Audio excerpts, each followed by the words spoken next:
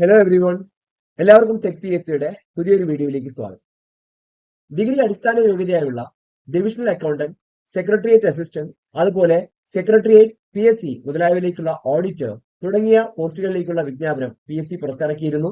ഈ പോസ്റ്റുകളിലേക്ക് അപേക്ഷിക്കാനുള്ള അവസാന തീയതി 2025 ജനുവരി 29 ഡിഗ്രി അടിസ്ഥാന യോഗ്യതയായുള്ള ഉദ്യോഗാർത്ഥികൾ ഇനിയും വൈകാതെ എത്രയും പെട്ടെന്ന് ആപ്ലിക്കേഷൻ കൊടുത്തോളൂ. അപ്പോ ഈ എക്സാമുകളിൽ ഡിവിഷണൽ അക്കൗണ്ടന്റ് എന്ന പോസ്റ്റിന്റെ സാലറി ഡീറ്റെയിൽസും മറ്റ് വിവരങ്ങളുമാണ് ഈ ഒരു വീഡിയോയിലൂടെ നമ്മൾ പരിശോധിക്കാനായിട്ട് പോകുന്നത്. അപ്പോ ഈ വർഷം മുതൽ ഡിവിഷണൽ അക്കൗണ്ടന്റിന് ഒരു പ്രത്യേകമായിട്ടുള്ള പരീക്ഷയും ബാക്കി ഡിഗ്രി അടിസ്ഥാന യോഗ്യതയായുള്ള എല്ലാ പരീക്ഷകൾക്കും ഒരു കോമൺ ഫിലിംസുമായിരിക്കും ഉണ്ടാവുക. അപ്പൊ ഈ പോസ്റ്റിനെ കുറിച്ചുള്ള കൂടുതൽ ഡീറ്റെയിൽസ് നമുക്ക് ഈ ഒരു വീഡിയോയിലൂടെ നോക്കാം. ആദ്യം തന്നെ ഈ ഒരു പോസ്റ്റ് ഡീറ്റെയിൽസ് നമുക്കൊന്ന് നോക്കാം. കാറ്റഗറി നമ്പർ 724/2024 കാറ്റഗറി നമ്പർ ആയിട്ട് വരുന്നത്. Department Kerala general service department ആണ്. Name of post divisional accountant. Scale of pay നിങ്ങൾക്ക് ബേസിക് പേ ആയി 50,200 രൂപ മുതൽ 1,05,300 രൂപ വരെ പ്രതീക്ഷിക്കാവുന്നതാണ്. ഓക്കെ, നമ്പർ ഓഫ് വേക്കൻസീസ് ഇതുവരെ നിലവിൽ അപ്ഡേറ്റ് ചെയ്തതനുസരിച്ച് ഒരു വേക്കൻസിയാണ് റിപ്പോർട്ട് ചെയ്തിട്ടുള്ളത്. നമ്പർ ഓഫ് വേക്കൻസിയിൽ തീർച്ചയായിട്ടും മാറ്റങ്ങൾ ഉണ്ടാവും. Method of appointment direct recruitment ആണ്. ഏജ് ലിമിറ്റ് നിങ്ങൾക്ക് 18 വയസ്സ് മുതൽ 36 വയസ്സ് വരെ ഏജ് ലിമിറ്റിലുള്ള ഉദ്യോഗാർത്ഥികൾക്ക് ഈ ഒരു പോസ്റ്റിലേക്ക് അപേക്ഷിക്കാവുന്നതാണ്. ഈ ഒരു പോസ്റ്റിലേക്ക് ആവശ്യമായിട്ടുള്ള ഒരു റിക്വയർഡ് ആയിട്ടുള്ള ക്വാളിഫിക്കേഷൻ എന്ന് പറയുന്നത് ഏതെങ്കിലും ഒരു അംഗീകൃത യൂണിവേഴ്സിറ്റിയിൽ നിന്നും നിങ്ങൾക്ക് അറ്റ്ലീസ്റ്റ് ഒരു സെക്കൻഡ് ക്ലാസ്സോടെ ഒരു ഡിഗ്രി ഉണ്ടായിരിക്കുക എന്നത് മാത്രമാണ് ഈ ഒരു പോസ്റ്റിലേക്ക് അപ്ലൈ ചെയ്യാനായിട്ട് നിങ്ങൾക്ക് വേണ്ടുന്ന ഒരു ക്വാളിഫിക്കേഷൻ. അപ്പോൾ എക്സാം സ്ലോട്ട് എന്ന് പറയുന്നത് നമുക്ക് പ്രതീക്ഷിക്കാവുന്ന 2025 മെയ് മുതൽ ജൂലൈ വരെയുള്ള സമയങ്ങളിൽ ഈ ഒരു എക്സാം തീർച്ചയായിട്ടും നടക്കും. അപ്പൊ 2025 മെയ്യിൽ തന്നെ ഈ ഒരു എക്സാം നടക്കും എന്ന രീതിക്ക് നമ്മൾ പ്രിപ്പറേഷൻ മുന്നോട്ട് കൊണ്ടുപോകുകയാണെങ്കിൽ തീർച്ചയായിട്ടും വളരെ ഈസി ആയിട്ട് നമുക്ക് പ്രിപ്പറേഷൻ മുന്നോട്ട് കൊണ്ടുപോകണം. നമുക്ക് ആവശ്യത്തിന് സമയം റിവിഷനും മറ്റു കാര്യങ്ങൾക്കുമായിട്ട് ലഭിക്കുകയും ചെയ്യും. ഓക്കെ, അപ്പൊ ഈ ഒരു പോസ്റ്റിനെ മറ്റു പോസ്റ്റുകളിൽ നിന്ന് വ്യത്യസ്തമാക്കുന്ന ഒരു ഘടകം തീർച്ചയായിട്ടും ഇത് ഒരു ഗസറ്റഡ് പോസ്റ്റ് ആണ്. വളരെ ഇൻട്രസ്റ്റിംഗ് ആയിട്ടുള്ള ഒരു സ്കെയിൽ ഓഫ് പേ ഉള്ള ഒരു ഗസറ്റഡ് പോസ്റ്റ് ആണ്. അപ്പോൾ ഈ ഒരു സുവർണാവസരം ഉദ്യോഗാർത്ഥികൾ ഒരിക്കലും പാഴാക്കരുത്.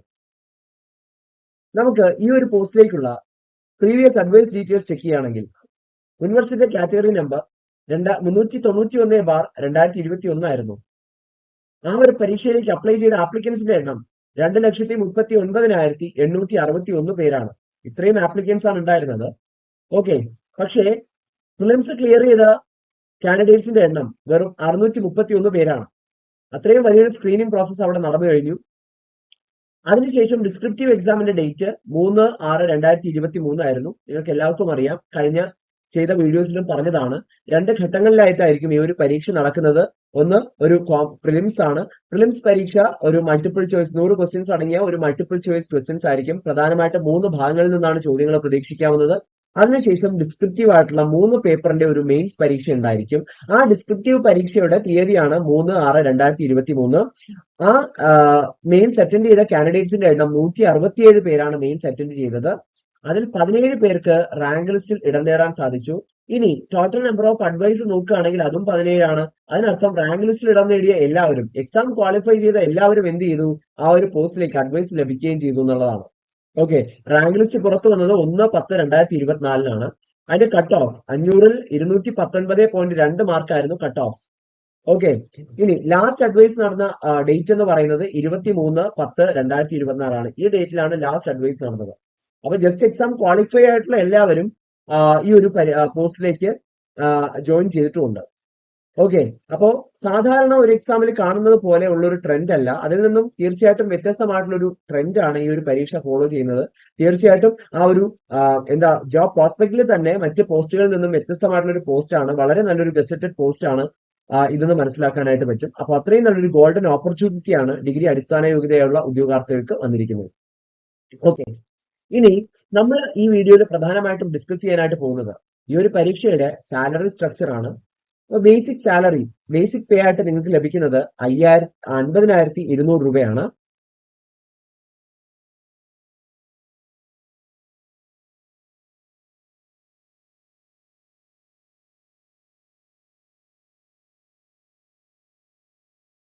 പക്ഷേ ഉദ്യോഗാർത്ഥികളുടെ ഇൻഹാൻഡ് സാലറി എന്ന് പറയുന്നത് ഇതായിരിക്കില്ല കേട്ടോ.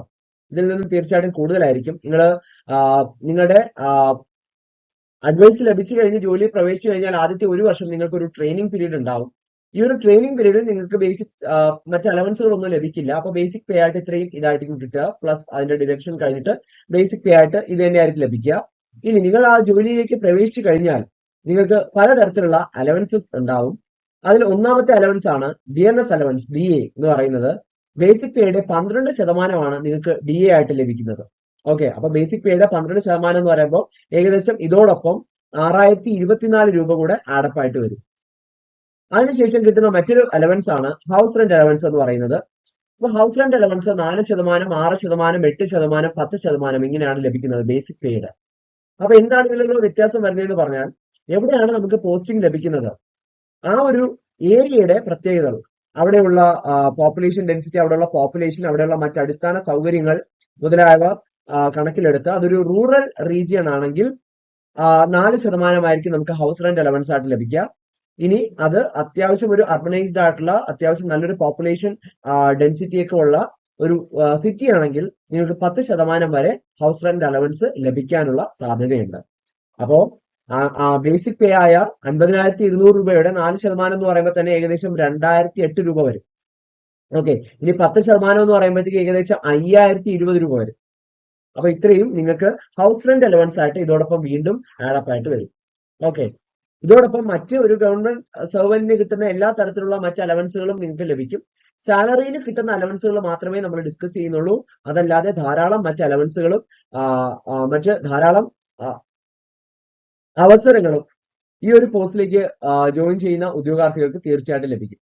അപ്പൊ ഇത്രയും നോക്കിയതിൽ നിന്നും നമുക്ക് സാലറിയുടെ കാര്യം മാത്രം ചെക്ക് ചെയ്യുകയാണെങ്കിൽ അതിന്റെ അലവൻസ് ആയിട്ട് ടോട്ടൽ നമുക്ക് ഇൻഹാൻസ് സാലറി ആയിട്ട് ടോട്ടൽ നമുക്ക് കിട്ടുന്നത് സാലറി ആയിട്ട് 58,232 രൂപ മുതൽ 61,244 രൂപ വരെയാണ് ഒരു ബേസിക് സാലറി ആയിട്ട് ലഭിക്കുന്നത്. അതായത് ഇനിഷ്യൽ സ്റ്റേജിൽ. അതിനുശേഷം നമുക്ക് പ്രൊമോഷൻസും മറ്റും കിട്ടുന്നതിനനുസരിച്ച് തീർച്ചയായിട്ടും സാലറിയിൽ വീണ്ടും ഇൻക്രിമെന്റ്സ് ഉണ്ടാവുന്നതാണ്. പക്ഷെ നമ്മുടെ ഇൻഹാൻസ് സാലറി ഇതായിരിക്കില്ല. കാരണം നമുക്ക് കിട്ടുന്ന സാലറിയിൽ നിന്ന് ചില ഡിഡക്ഷൻസ് ഉണ്ടായിരിക്കും. അപ്പോൾ ഡിഡക്ഷൻസ് കാൽക്കുലേറ്റ് ചെയ്യുന്നത് നമ്മുടെ ഇൻഹാൻസ് സാലറി കാൽക്കുലേറ്റ് ചെയ്യുന്നത് നമ്മുടെ ടോട്ടൽ എത്രയാണോ നമ്മുടെ സാലറി, അതാണ് ഇവിടെ കൊടുത്തിരിക്കുന്നത് ടോട്ടൽ സാലറി. ഈ ടോട്ടൽ സാലറിയിൽ നിന്നും ഡിഡക്ഷൻ കഴിഞ്ഞിട്ട് ബാക്കിയുള്ളതാണ് നമുക്ക് ഇൻഹാൻസ് സാലറി ആയിട്ട് കിട്ടുക. അപ്പൊ ഈ ഡിഡക്ഷൻ എന്ന് പറയുമ്പോൾ അത് നഷ്ടപ്പെട്ടു പോകുന്ന പൈസയൊന്നുമല്ല, പല രീതിക്ക് നമുക്ക് തിരിച്ചു കിട്ടുന്നത് തന്നെയാണ്. മെഡിസെപ്പ് എന്ന് പറഞ്ഞിട്ട് ഈ ഒരു ഇൻഷുറൻസ് സ്കീം ഒഴിച്ച് ബാക്കി എല്ലാ എമൗണ്ടും നമുക്ക് തിരിച്ച് പല രീതിക്ക് കിട്ടുന്നതാണ്. ഫോർ എക്സാമ്പിൾ, അത് എക്സാമ്പിൾ പറയുമ്പോൾ മനസ്സിലാവും. ഒന്ന് നാഷണൽ പെൻഷൻ സ്കീമാണ് NPS എന്ന് പറയുന്ന സ്കീം. ഓക്കെ, അടുത്തത് പ്രോവിഡന്റ് ഫണ്ട് ആണ് PF.